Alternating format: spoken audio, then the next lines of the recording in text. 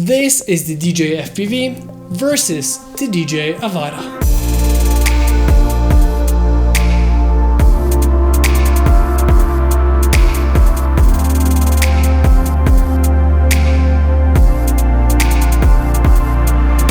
In today's video, I'm gonna go over what is the better drone of the two DJI FPV drones that are available at the moment. And as of today, which is early 2024, which one is the better buy? It's almost like saying, should you get the heavier or the lighter drone? Should you get the faster or the slower, bigger or the smaller?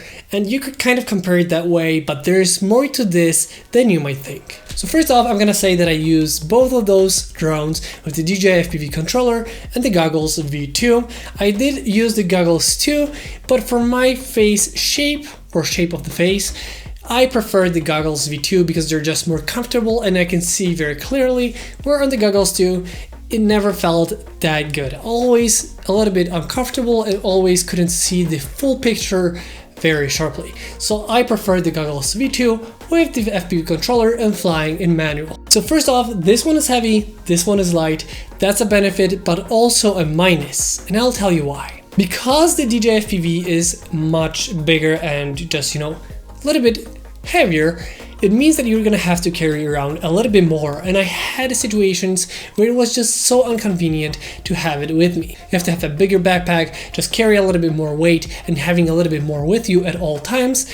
And also the setup, because of that, is a little bit longer. You have to set it up with the propellers. And also one more thing that I use is an action camera on top, which I'm going to talk about in a second, but you have to set it up if you want the best picture quality. And also sometimes in the luggage, I do lose a little bit of space because of that. Where the DJI Avata is much more convenient, it's much smaller, you can get it everywhere with you, wherever you are in the world. You can put it in your backpack or like a shoe bag and have it with you and set up ready to fly within minutes. So there's a difference between that in terms of the Avata being just more convenient and faster to set up and start flying. But that also is a minus for the Avata and a benefit for the FPV. Because it's heavier and also it's stronger, well, not only can go faster, but that's more about the strength of the drone. It can benefit in windy situation or in any high wind situation especially. I really pushed this drone in some really high wind situations. I had situations where I thought it's not windy, and then I go behind a building and the drone is like this because it's fighting for its life not to fly away from the spot I want it to be.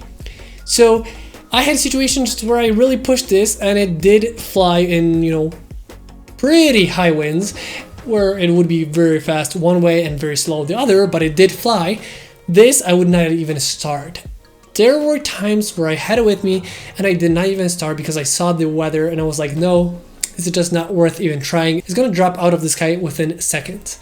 So it's a benefit and a minus depending on your usage. For me, it's kind of like if I want to have a drone that is gonna do its job, I can rely on it, but I cannot fly as close to the ground or close to a subject as the Avata, but I'm sure it's gonna fly just well in pretty much any situation. And then we have the Avata, which is much smaller, much better for close encounter to the ground, to having like between trees, between subjects.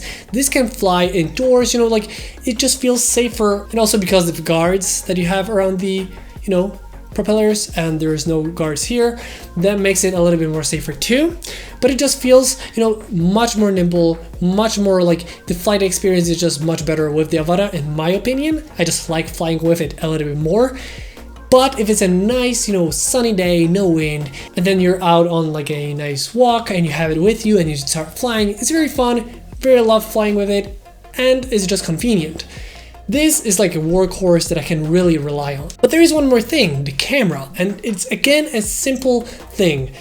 More work to do and more convenient and still great. On the Avata, I just use the camera on board. It has 4K 60 frames per second, very nice white footage. I put an ND filter to have the best settings possible. I record in the Cine-like footage for better post-production editing, and also in 10-bit, meaning I can really push it when color grading. And also, this drone records the gyro data from the flight, so you can actually stabilize it in post with something like GyroFlow.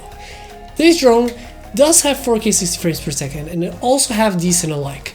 but I don't think it's 10-bit. Quality is okay, I guess it's okay, but it's not something I would use in a film. But there is a way to make this work. I use an action camera on the top, I mount it on top, and I do lose a little bit of the battery, which isn't going to be long in both cases, but it's going to be much longer on this one because of that. But also you get the benefit of having better quality footage. You know, you can stabilize it in post, you can have like a GoPro or the DJI action camera on top, which makes it so much better. So it's once again a convenience versus more work to be done, but could have very nice results. And one more difference I found with those two, but that could be because of the mounting of the action camera on top. Connection is more stable on the Avata. It's like rock solid wherever I am.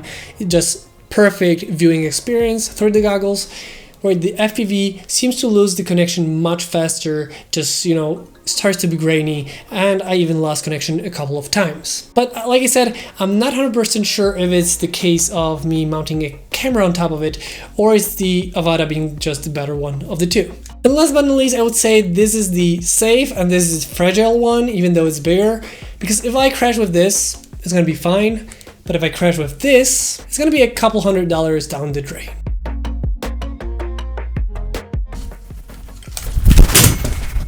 I just dropped the Avata and it slipped, but it's alive, so the durability test goes to this drone. But to answer the question which one is better, which one is for you, I think you have to ask yourself, what is the usage that you're looking for when getting the drone?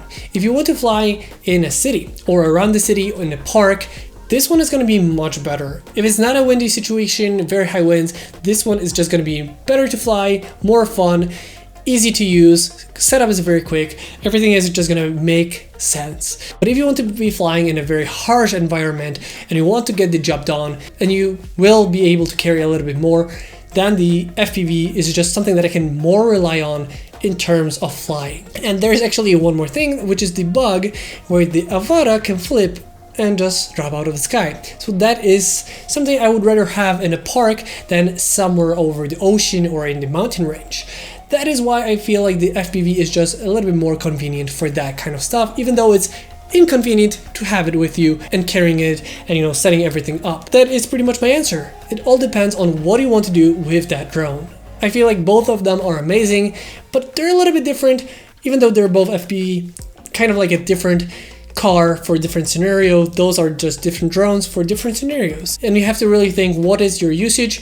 Both are amazing to start with your FPV journey, and I guess FPV is going to be probably the cheaper one, but I guess whichever you take should be fine for beginning, or depending on the usage that you're going to have for it. And with that being said, that's going to be the end of today's video. I hope you guys learned something new today. If you did, don't forget to like, comment, and subscribe. I hope you guys enjoyed this video once again, and I'll see you next time.